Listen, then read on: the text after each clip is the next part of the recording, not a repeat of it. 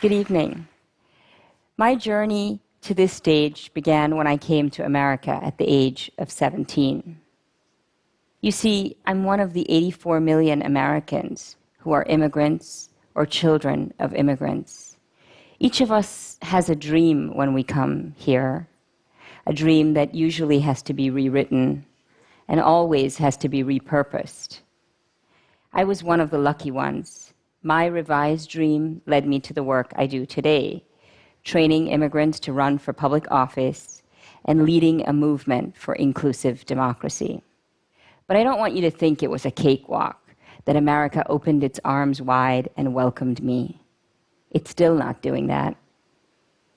And I've learned a few lessons along the way that I wanted to share with you, because I think that together we can make American democracy better and stronger. I was born in India, the world's largest democracy. And when I was 4, my family moved to Belize, the world's smallest democracy, perhaps. And at the age of 17, I moved to the United States, the world's greatest democracy. I came because I wanted to study English literature. You see, as a child, I buried my nose in books, and I thought, why not make a living doing that as an adult? But after I graduated from college and got a graduate degree, I found myself moving from one less ideal job to another.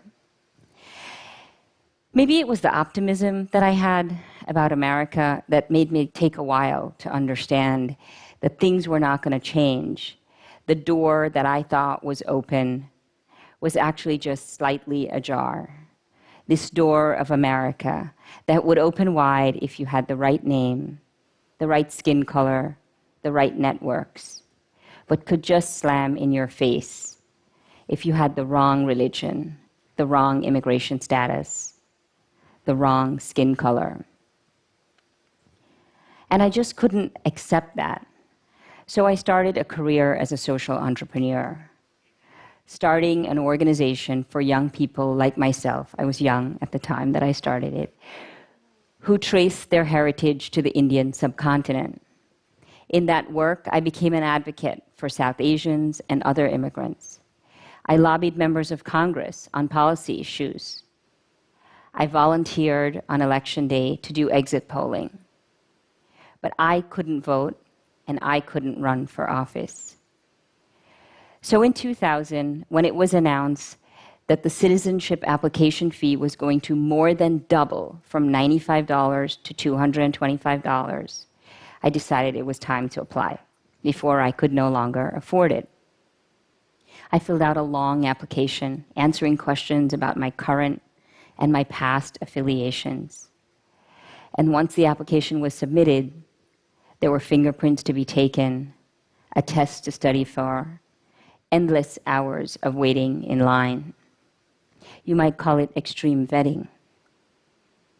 And then in December of 2000, I joined hundreds of other immigrants in a hall in Brooklyn where we pledged our loyalty to a country that we had long considered home.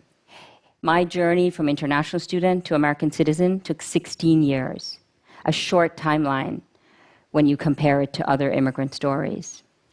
And soon after I had taken that formal step to becoming an American, the attacks of September 11, 2001, changed the immigration landscape for decades to come. My city, New York City, was reeling and healing. And in the midst of it, we were in an election cycle. Two things happened as we coped with loss and recovery in New York City. Voters elected Michael Bloomberg mayor of New York City. We also adopted by ballot referendum the Office of Immigrant Affairs for the city of New York. 5 months after that election, the newly elected mayor appointed me the first commissioner of Immigrant Affairs for this newly established office. I want you to come back to that time. I was a young immigrant woman from Belize. I had basically floundered in various jobs in America before I started a community-based organization in a church basement in Queens. The attacks of September 11th sent shockwaves through my community. People who were members of my family, young people I had worked with, were experiencing harassment at schools, at workplaces, and in airports. And now I was going to represent their concerns in government. No job felt more perfect for me. And here are two things I learned when I became commissioner. First, well-meaning New Yorkers who were in city government, holding government positions, had no idea how scared immigrants were of law enforcement. Most of us don't really know the difference, do we, between a sheriff and local police and the FBI. And most of us, when we see someone in uniform going through our neighborhoods, feel curiosity, if not concern. So if you're an undocumented parent, every day when you say goodbye to your child, send them off to school and go to work, you don't know what the chances are that you're going to see them at the end of the day. Because a raid at your workplace, a chance encounter with local police could change the course of your life forever. The second thing I learned is that when people like me, who understood that fear, who had learned a new language, who had navigated new systems, when people like us were sitting at the table, we advocated for our community's needs in a way that no one else could or would. I understood what that feeling of fear was like. People in my family were experiencing it. Young people I had worked with were being harassed not just by classmates, but also by their teachers. My husband, then boyfriend, thought twice before he put a backpack on or grew a beard because he traveled so much. What I learned in 2001 was that my vote mattered, but that my voice and vantage point also mattered. And it's these three things, immigrants' votes, voices, and vantage points, that I think can help make our democracy stronger. We actually have the power to change the outcome of elections, to introduce new issues into the policy debate, and to change the face of the pale, male, stale leadership that we have in our country today. So how do we do that? Well, let's talk first about votes. It will come as no surprise to you that the majority of voters in America are white. But it might surprise you to know that 1 in 3 voters are Black, Latino, or Asian. But here's the thing. It doesn't just matter who can vote. It matters who does vote. So in 2012, half of the Latino and Asian American voters did not vote. And these votes matter not just in presidential elections, they matter in local and state elections. In 2015, Lan Deep, the eldest son of political refugees from Vietnam, ran for a seat in the San Jose City Council. He lost that election by 13 votes. This year, he dusted off those campaign shoes and went back to run for that seat. And this time, he won by 12 votes. Every one of our votes matters. And when people like Lan are sitting at the policy table, they can make a difference. We need those voices. We need those voices in part because American leadership does not look like America's residents. There are over 500,000 local and state offices in America. Fewer than 2% of those offices are held by Asian Americans or Latinos, the 2 largest immigrant groups in our country. In the city of Yakima, Washington, where 49% of the population is Latino, there has never been a Latino on the city council until this year. 3 newly elected Latinas joined the Yakima City Council in 2016. One of them is Carmen Mendez.